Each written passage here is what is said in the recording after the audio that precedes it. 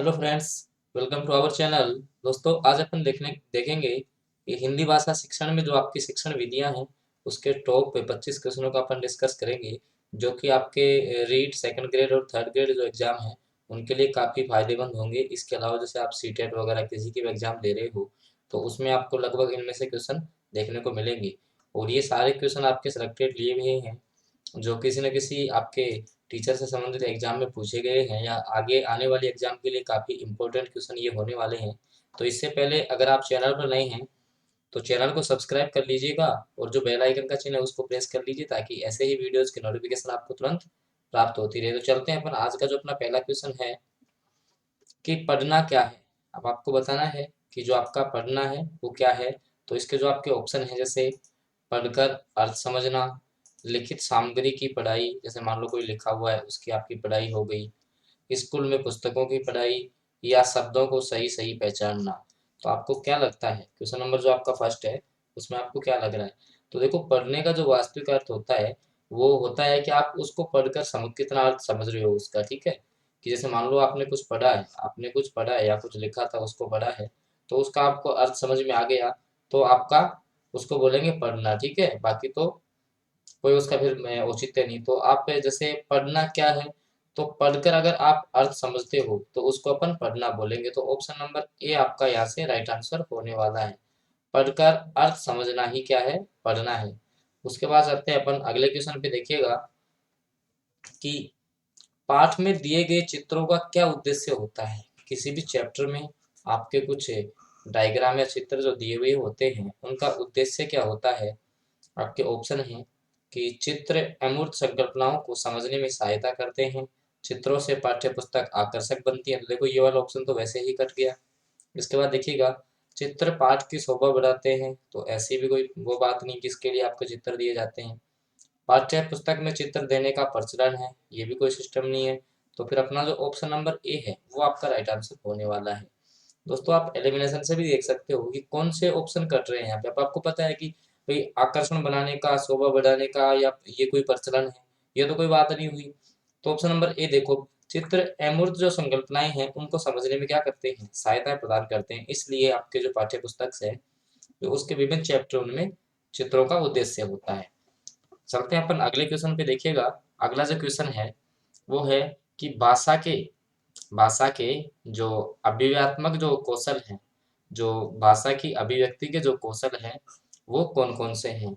तो ऑप्शन है आपके सुनना पढ़ना, सुनना बोलना, बोलना लिखना, और पढ़ना लिखना। किसकी बात हो रही है? भाषा की।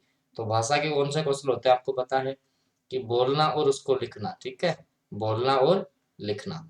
तो स्पीक एंड राइट, एस और आर करके आपको याद रखना है। स्पीक और राइट ये इसके अभिव्यक्ति के कौशल होते हैं। किसी भी भाषा को आप किस प्रकार से रिप्रेजेंट कर सकते हो, या तो आप उसको बोलकर रिप्रेजेंट कर सकते हो या लिख करके उसको रिप्रेजेंट कर सकते हो। ये है भाषा के कौशल। क्या है? भाषा के कौशल। तो ऑप्शन नंबर जो 3 है वो आपका यहाँ से राइट आंसर होने वाला है। इसके बाद देख चलते हैं अपन अगले क्वेश्चन पे। देखिएगा कि प्राथमिक स्तर पर कौन सा भाषा शिक्षण का उद्देश्य नहीं है। कौन सा भाषा शिक्षण का उद्देश्य नहीं है? तो देखिएगा, विभिन्न संदर्भों में भाषा का प्रभावी प्रयोग करना, स्पष्टता एवं विश्वास के साथ अपनी बात कहना, वर्णमाला को क्रम से कंठस्थ करना, या फिर ध्वनि संकेत चिन्हों का संबंध बताना। तो देखिएगा कि जो प्राथमिक स्तर है उस पे भाषा शिक्षण का उद्देश्य कौन सा नहीं है। देखो, विभिन्न संदर्भों में भाषा का प्रभावी प्रयोग करना बिल्कुल सही बात है। स्पष्ट और आत्मविश्वास विश्वास के साथ अपनी बात कहना, ये भी आपका भाषा का शिक्षण का उद्देश्य है। वे भाषा सिखाई क्यों जाती है? भी आपका आत्मविश्वास जागृत हो। इसके अलावा जो आपके ध्वनि संकेत है उन चिन्हों को बताना, ध्वनि संकेत के जो चिन्ह है उनका संबंध बताना। ऐसा थोड़ी होता है कि भाषा शिक्षण वर्णमाला को क्रम से कंठस्थ याद करना, वो तो फिर आपका रटना हो गया। तो ऑप्शन नंबर जो 3 है वो आपका यहाँ से राइट आंसर होने वाला है। इसके बाद देखिएगा, अगला जो अपना क्वेश्चन है कि उपचारात्मक शिक्षण की सफलता निर्भर करती है। आपका जो उपचारात्मक जो शिक्षण है उसकी जो है सफलता है वो किस बात पर डिपेंड करती है, कि उपचारात्मक शिक्षण की सामग्री पर, या जो भाषा के नियम हैं उन पर, समय और अवधि पर, या समस्या के जो सही कारण हैं उनकी पहचान पर डिपेंड करती है। तो आपको पता है कि समस्याओं के कारणों की अगर सही पहचान हो जाए तो वही आपका क्या है, उपचारात्मक शिक्षण है। क्योंकि इससे पहले आपका क्या आएगा, निदानात्मक शिक्षण। ठीक है, उसमें निदानात्मक में क्या होगा कि जो आपका विद्यार्थी है, इससे पहले आपका आता है कौन सा, निदानात्मक। उसमें क्या करते हैं कि जो आपका विद्यार्थी है उसकी कमी निकालेंगे। उपचारात्मक में उसका उपचार किया जाएगा, कहने का मतलब उसकी जो समस्याएं हैं उनकी सही पहचान करके उसका उपचार किया जाएगा। तो ऑप्शन नंबर जो आपका 4 है या ऑप्शन नंबर डी है वो आपका यहाँ से राइट आंसर होने वाला है। इसके बाद अगला जो अपना क्वेश्चन है कि एक बहुसांस्कृतिक कक्षा में आप एक भाषा शिक्षक के रूप में किस बात को अधिक महत्व देंगे। भाई जैसे मान लो कि आपकी जो बहु सांस्कृतिक क्लास है उसमें जैसे भाषा शिक्षक के रूप में आप एक टीचर हैं, तो आप किस बात को अधिक महत्व देंगे। बच्चों को भाषा प्रयोग के अधिक से अधिक अवसर देना, पाठ्य पुस्तक के प्रत्येक पाठ को भली भांति समझाना, बच्चों को व्याकरण सिखाना, स्वयं शुद्ध भाषा का प्रयोग करना। तो इसका आपको पता है कि बच्चों को भाषा प्रयोग के अधिक से अधिक आप अवसर देंगे। तो ऑप्शन नंबर ए आपका यहाँ से राइट आंसर होने वाला है। ऑप्शन नंबर ए आपका यहाँ से आपका राइट आंसर होने वाला है। चलते हैं अपन अगले क्वेश्चन पे। देखिएगा अगला जो क्वेश्चन है कि हिंदी की कक्षा में प्रायः जो हिंदीतर जो भाषी बच्चे हैं जो हिंदी सीखने में अनेक कठिनाइयों का सामना करते हैं, क्यों करते हैं ऐसा। भाई जैसे मान लो कि हिंदी की क्लास में बच्चों को हिंदी सीखने में दिक्कत आती है, परेशानी आती है, तो वो क्यों आती है।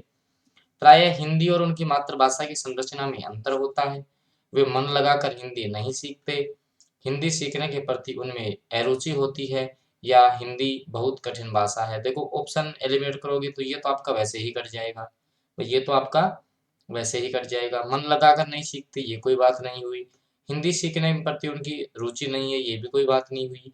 तो प्राय हिंदी और जो उनकी मातृभाषा है उनमें थोड़ा सा डिफरेंस होता है, जिनके कारण उनको शुरू में थोड़ी सी प्रॉब्लम आती है भाषा शिक्षण में। तो ऑप्शन नंबर ए आपका यहाँ से राइट आंसर आपको प्राप्त होता है। दोस्तों अगर वीडियो आपको अच्छा लग रहा है तो उसको लाइक कीजिएगा, क्योंकि ये सारे क्वेश्चन आपके सिलेक्टेड लिए हुए हैं। इसके बाद अपन चलते हैं अगले क्वेश्चन पे। देखिएगा कि बोलना कौशल में महत्वपूर्ण है। अब जो बोलने का आपका जो कौशल है उसमें क्या क्या इंपॉर्टेंट है कि मधुर वाणी होनी चाहिए, या संदर्भ और स्थिति के अनुसार अपनी बात कह सकना, या स्पष्ट उच्चारण करना, या फिर जो अलंकारिक भाषा का प्रयोग करना। अब देखो अलंकार का प्रयोग, स्पष्ट और शुद्ध उच्चारण, मधुर वाणी, इनका कोई भी इनसे कनेक्शन नहीं है। संदर्भ और जो स्थिति है उनके अनुसार अपनी बात करना कि भाई कंडीशन क्या है। ठीक है, जैसे मान लो कि आपको कहीं पे जैसे मान लो कि क्रोधित स्वभाव में बोलना है और वहां पे आप फिर मधुर वाणी बोल रहे हो तो इसका फिर कॉम्बिनेशन नहीं बैठ पाएगा। तो बोलने का जो कौशल का महत्वपूर्ण जो उद्देश्य है वो यही है कि आपका जो संदर्भ और जो आपकी कंडीशन है उसके अनुसार आपकी बात कहना। तो ऑप्शन नंबर जो बी है वो आपका यहाँ से राइट आंसर आपको प्राप्त होता है। इसके बाद चलते हैं अपन अगले क्वेश्चन पर। क्वेश्चन नंबर जो 10 है कि सर्जनात्मकता का विकास करने में कौन सा सहायक नहीं है, कि नए नए जो ज्ञान का सर्जन करना होता है उसमें कौन सा सहायक नहीं है। कविता पूरी करना, चित्र पर आधारित मौखिक अथवा लिखित वर्णन करना, प्रश्नों के उत्तर लिखना, और अधूरी कहानियों को पूरा करना। तो इसका जो आपका राइट आंसर है वो होगा क्वेश्चनों के उत्तर लिखना। ठीक है भाई, अगर नया सर्जन कर रहे हो तो उसके लिए कौन सा आवश्यक नहीं होगा, किसी भी प्रश्नों का उत्तर लिखना। क्योंकि नया सर्जन करोगे तो देखो कविता पूरी करना अपने ढंग से पूरी करोगे, ठीक है, मौखिक या लिखित वर्णन करना चित्र का, अधूरी कहानी को पूरा करना, देखो ये सारे एक जैसे आपको प्राप्त हो रहे हैं, लेकिन प्रश्नों का उत्तर लिखना, ठीक है, ये आपका नया सर्जन नहीं हुआ। तो ऑप्शन नंबर जो सी है वो आपका राइट आंसर यहाँ से प्राप्त होता है। इसके बाद देखिएगा अगला जो क्वेश्चन है कि हिंदी भाषा शिक्षण का एक मुख्य उद्देश्य है, क्या है। देखो भाषा का ज्ञान देना, प्रश्न पूछने अपनी बात कहने का अवसर देना, मौन पठन के उपरांत शब्दार्थ कराना, या व्याकरणिक नियम कंठस्थ कराना। तो आपका क्वेश्चन नंबर जो 11 है उसमें भाई हिंदी भाषा शिक्षण का उद्देश्य क्या है, भाषा का ज्ञान देना। नॉर्मली आपको क्या है, भाषा का ज्ञान देना। तो ऑप्शन नंबर ए आपका यहाँ से राइट आंसर प्राप्त होता है। इसके बाद देखिएगा अगले क्वेश्चन पर अपन चलते हैं कि जब भाषा सीखने की प्रक्रिया जब भाषा सीखने की प्रक्रिया बच्चे के दैनिक जीवन की जरूरतों से जुड़ी हुई हो तो, जैसे मान लो कि आप भाषा सीख रहे हो, कोई भी बच्चा भाषा सीख रहा है और वो जो भाषा है वो उसकी जो डेली लाइफ है उससे जुड़ी हुई है, तो भाषा सीखना सार्थक होता है, निरर्थक होता है, कठिन होता है, बच्चों को विशुद्ध और आपके मनोरंजन की प्राप्ति होती है। तो भाषा सीखना क्या हो जाता है, सार्थक हो जाता है। भाषा सीखना क्या हो जाता है, सार्थक हो जाता है। ठीक है, कोई भी काम अगर जैसे आपकी जरूरत के हिसाब से हो रहा है तो उसका फिर आपका उस काम का होना आपके लिए सार्थक है। तो ऑप्शन नंबर ए आपका यहाँ से राइट आंसर आपको प्राप्त होता है। चलते हैं अगले क्वेश्चन पर। देखिएगा, बच्चे विद्यालय में आने से पहले भाषा नहीं जानते, अपनी भाषा का व्याकरण जानते हैं, वर्णमाला जानते हैं या भाषा के सभी कौशलों में पारंगत होते हैं। जो आपका क्वेश्चन नंबर 13 है। भाई बच्चे जब स्कूल में आ रहे हैं तो वो भाषा ही नहीं जानेंगे। बच्चे स्कूल में आ रहे हैं, भाई जैसे मान लो बच्चे स्कूल में क्यों आए, भाषा शिक्षण के लिए। अब आप ऐसा तो नहीं है आप बोल दोगे कि जैसे मैं कोई सपोज दैट कि 10th में आके एडमिशन ले रहा है, उसको तो भाषा का नॉलेज है। यहाँ बात बच्चों की होती है, किसकी बात होती है, बच्चों की, जो कि जिसके जो आपको पता है कि जो प्रारंभिक जो पाठशाला है वो उसका परिवार है। परिवार के बाद वो विद्यालय में आ रहा है तो कौन से शिक्षण के लिए आएगा, भाषा शिक्षण के लिए। हिंदी के संदर्भ में बात करेंगे क्या आएगा, भाषा। वो नहीं जानता है। ठीक है, अपन को ऐसे नहीं मान के चलना है कि भाई उसको तो भाषा का तो पहले से ही नॉलेज होगा। ठीक है, क्योंकि अपन बच्चे के संदर्भ में बात कर रहे हैं। तो ऑप्शन नंबर ए आपका यहाँ से राइट आंसर आपको प्राप्त हो जाएगा। दोस्तों अगर वीडियो आपको पसंद आ रहा है तो इसको लाइक कीजिएगा। चलते हैं अपन अगले क्वेश्चन पर। देखिएगा कि पाठ्य पुस्तक में दिए गए अभ्यास कैसे हों। भाई जो पाठ्य पुस्तक है उसमें आपके दिए हुए जो अभ्यास है वो कैसे होने चाहिए, जिनके उत्तर निश्चित हों, जो अनुमान और कल्पना पर आधारित हों, जो बहुविकल्पी हों और जो व्याकरण पर आधारित हों। तो जो क्वेश्चन नंबर आपका अगला है इसका आंसर है कि उनके जो आंसर है वो निश्चित होने चाहिए। ऐसे नहीं कि जैसे एक ही क्वेश्चन है उसके ये भी आंसर हो गया ये भी हो गया। तो इस पे आपको कमांड बनानी है कि उनके आंसर क्या होने चाहिए, निश्चित होने चाहिए। तो ऑप्शन नंबर जो 1 है वो आपका यहाँ से आपको राइट आंसर प्राप्त हो जाएगा। इसके बाद चलते हैं अपन अगले क्वेश्चन पर कि अगला जो क्वेश्चन है, प्रायः बच्चे विद्यालय में स्वयं को अभिव्यक्त करने में संकोच करते हैं, क्यों।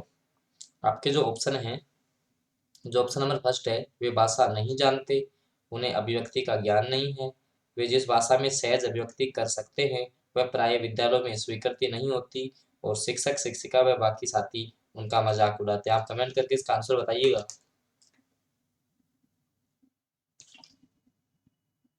देखिएगा कि क्वेश्चन क्या था अपना, प्रायः बच्चे या बच्चियां विद्यालय में स्वयं को अभिव्यक्त करने में संकोच करते हैं। तो ऐसा वो क्यों करते हैं, क्योंकि वे जिस भाषा में सहज अभिव्यक्ति कर सकते हैं वह प्रायः विद्यालय में स्वीकृत नहीं होती। क्योंकि बच्चे जो भाषा पसंद करते हैं वो विद्यालय में नहीं है, क्योंकि विद्यालय में आपको पता है भाषा का शिक्षण दिया जाएगा। किसका शिक्षण दिया जाएगा, भाषा का। तो अपने माहौल के अकॉर्डिंग वे नहीं ढल पाते, तो ऐसी स्वीकृति आपके विद्यालयों में नहीं दी जाती है। ठीक है, ऑप्शन एलिमिनेट से भी आप इसका आंसर दे सकते हो। दोस्तों आपको करना क्या है, साइकोलॉजी जो है या साइकोलॉजी मान लो, शिक्षण विधि मान लो, इसमें क्या है कि मैक्सिमम जो क्वेश्चन है आपके ऑप्शन एलिमिनेट से हो जाते हैं। आपको देखना है कि कौन से ऑप्शन इसमें नहीं हो रहे। ठीक है, और आपको हमेशा पॉजिटिव रहना है। लेकिन क्वेश्चन गलत कब होते हैं आपके, कि आप जब एक्स्ट्रा माइंड लगाते हो। ठीक है, एक्स्ट्रा माइंड भी नहीं लगाना है, आपको एक बच्चे की तरह सोचना है। आगे देखिएगा, भाषा शिक्षक के रूप में आप पाठ्य पुस्तक पर बल देंगे, प्रश्नों के उत्तर पूछेंगे, ड्राइंग बनाएंगे, बच्चों को अपने अनुभव और विचार बताने के लिए उनमें उत्सुकता जगाएंगे। तो क्या होगा इसका आंसर, देखिएगा। अब आपको पता है कि पाठ्य पुस्तक पर बल देना कोई भाषा शिक्षक का उद्देश्य नहीं होना चाहिए, प्रश्नों के उत्तर पूछना ये भी कोई उद्देश्य नहीं है, ड्राइंग बनाना तो ये तो कलात्मक शिक्षण हो गया। तो ऑप्शन नंबर जो डी है वो आपका यहाँ से करेक्ट आंसर आपका होने वाला है। चलते हैं अगले क्वेश्चन पर कि बच्चे अपनी बोलचाल की भाषा का अनुभव समाज परिवार से प्राप्त करते हैं, विद्यालय से प्राप्त करते हैं, थोड़ा बहुत रखते हैं या उपरोक्त में से कोई नहीं। तो आपको पता है कि सबसे पहले जो बोलचाल की भाषा है वो अपनी मातृभाषा में लेगा, और वो कहाँ से सीखता है, वो समाज या परिवार से सीखता है। तो ऑप्शन नंबर ए आपका यहाँ से राइट आंसर प्राप्त हो जाएगा। ठीक है, आगे अपन चलते हैं। अगला जो अपना क्वेश्चन है कि बच्चों में सीखने में सबसे महत्वपूर्ण है शिक्षक का सौम्य स्वभाव, शिक्षक की विद्वता, शिक्षक और बच्चों के बीच मित्रवत संबंध और शिक्षक की संवेदनशीलता। तो क्या लगता है आपको, तो इसका जो आपका राइट आंसर है, अगर आपके शिक्षक और बच्चों में मित्रवत जो संबंध होंगे, मित्र के समान अगर संबंध है, कि क्वेश्चंस का जैसे डिस्कस हो रहा है, कोई आपका डाउट है वो आप शिक्षक के साथ शेयर कर रहे हैं, तो ये सीखने में आपके लिए काफी महत्वपूर्ण होने वाला है। ठीक है, ऐसा भी नहीं है कि शिक्षक के संवेदनशील होना चाहिए। तो ऑप्शन नंबर जो सी है वो आपका यहाँ से राइट आंसर आपको प्राप्त हो जाएगा। आपको भी दोस्तों कमेंट बॉक्स में बताना है कि आपके कितने क्वेश्चन इनमें से सही हो रहे हैं। आगे अपन चलते हैं कि हिंदी प्रयोग के विविध रूपों को जानने के लिए सर्वाधिक उपयोगी साधन क्या हो सकता है? तो बाल साहित्य का विविध प्रयोग, शिक्षण की विधियों का संपूर्ण ज्ञान, सुंदर ढंग से छपी हुई पुस्तकें, उच्च स्तरीय लेखन सामग्री। जो आपका अगला क्वेश्चन है उसका जो आपका राइट आंसर है कि बाल साहित्य का अगर आप अलग अलग प्रकार से प्रयोग करोगे तो ये इसके विविध रूपों को जानने में सहायक होगा, क्योंकि विविध रूप अलग अलग रूप जानने हैं तो अलग अलग प्रयोग करने पड़ेंगे। तो यहीं से आप आंसर इसका मैच कर सकते हो। तो ऑप्शन नंबर ए आपका यहाँ से राइट आंसर प्राप्त हो जाएगा। इसके बाद चलते हैं अपन अगले क्वेश्चन पर कि कक्षा 1 और 2 की बच्चों के लिए आप किस तरह की कहानी का चयन करेंगे। कि कहने का मतलब जो आपके क्लास फर्स्ट और जो क्लास सेकंड है उसके जो बच्चे हैं उसके लिए आप किस प्रकार की कहानी का प्रयोग करेंगे जो बहुत छोटी हो, जिसमें बहुत सारे पात्र हो। देखो बहुत सारे पात्र, बहुत छोटी, कोई वो नहीं है। जिसमें 2 ही पात्र हो ये भी कोई बात नहीं हुई। जिसके शब्दों, वाक्यों और घटनाओं के वर्णन की शैली क्या हो, चित्रात्मक। क्योंकि छोटे बच्चे क्या है कि चित्र को देख के अधिक समझते हैं। भाई जैसे छोटे बच्चों को आप कोई भी चित्र दिखाओगे फिर उसके बारे में बताओ तो वो उनको अच्छे से समझ में आएगा। तो ऑप्शन नंबर जो डी है वो इस क्वेश्चन का आपका करेक्ट आंसर होने वाला है। चलते हैं अगले क्वेश्चन पर। देखिएगा कि प्राथमिक स्तर पर भाषा शिक्षण की प्राथमिकता होनी चाहिए केवल बोलकर पढ़ने की क्षमता विकसित करना, कविता और कहानी के द्वारा केवल श्रवण कौशल विकसित करना, श्रवण का मतलब सुनना, बच्चों की रचनात्मक और मौलिकता को प्रेषित करना, या फिर बच्चों की चित्रांकन क्षमता का विकास करना। तो क्वेश्चन नंबर जो आपका 21 है उसका जो राइट आंसर होगा कि बच्चों की जो रचनात्मकता और जो मौलिकता है उसको प्रेषित करना। ये आपका जो प्राथमिक स्तर है उस पर भाषा शिक्षण का उद्देश्य होना चाहिए। चलते हैं अगले क्वेश्चन पर कि पढ़ने का प्रारंभ कहाँ से होना चाहिए। जो आपका पढ़ने का जो प्रारंभ है वो कहाँ से होना चाहिए, वर्णमाला से, कहानियों से, कविताओं से, या अर्थपूर्ण सामग्री से। अब देखो वर्णमाला ने सब कुछ इसमें आ गई, अर्थपूर्ण सामग्री किसमें, ये सारों का सम्मिलित रूप किसमें आ गया, अर्थपूर्ण सामग्री में। तो ऑप्शन नंबर डी आपका यहाँ से राइट आंसर आपको प्राप्त हो जाएगा। इसके बाद देखिएगा कि भाषा के बारे में कौन सा कथन उचित है। भाषा के बारे में कौन सा कथन आपका उचित है। तो भाषा अनिवार्यतः लिखित होनी चाहिए। देखो इसका कोई मतलब नहीं है। भाषा एक नियमबद्ध व्यवस्था है, बिल्कुल सही बात है। भाई भाषा क्या है, एक नियमबद्ध व्यवस्था है। तो ऑप्शन नंबर जो बी है वो आपका यहाँ से राइट आंसर हो जाएगा। इसके बाद देखिएगा कि प्राथमिक कक्षाओं में रोल प्ले, ये रोल प्ले का मतलब भूमिका का निर्वहन करना का उद्देश्य होना चाहिए। तो इसका क्या उद्देश्य होना चाहिए, बच्चों को अभिनय सिखाना, एक पद्धति के रूप में इसका उपयोग करना, विभिन्न संदर्भों में भाषा प्रयोग के अवसर प्रदान करना, या फिर बच्चों को अनुशासित करना। तो देखिएगा कि आपका जो रोल प्ले का जो उद्देश्य है वो होना चाहिए कि विभिन्न जो संदर्भ है उसमें भाषा प्रयोग के अवसर प्रदान करना। तो ऑप्शन नंबर जो सी है वो आपका यहाँ से राइट आंसर प्राप्त हो जाएगा। अब नेक्स्ट जो क्वेश्चन है कि भाषा हमारे परिवेश में बिखरी मिलती है, यह कथन किस बात पर लागू नहीं होता। तो इसका जो आंसर है वो आपको कमेंट बॉक्स में बताना है। ठीक है, इसका जो आंसर है वो आपको कमेंट बॉक्स में कमेंट करके बताना है, और साथ में ये भी बताना है कि आपके कितने क्वेश्चन से सही हो रहे हैं। तो दोस्तों अगर आपको वीडियो पसंद आया तो वीडियो को लाइक कीजिएगा और चैनल को आप सब्सक्राइब कर लीजिएगा, और साथ में जो बेल आइकन का चिन्ह है उसको प्रेस कर लो ताकि आगामी जो वीडियो है उसकी नोटिफिकेशन आपको तुरंत प्राप्त होती रहे। तो ओके फ्रेंड्स, मिलते हैं अगले वीडियो में।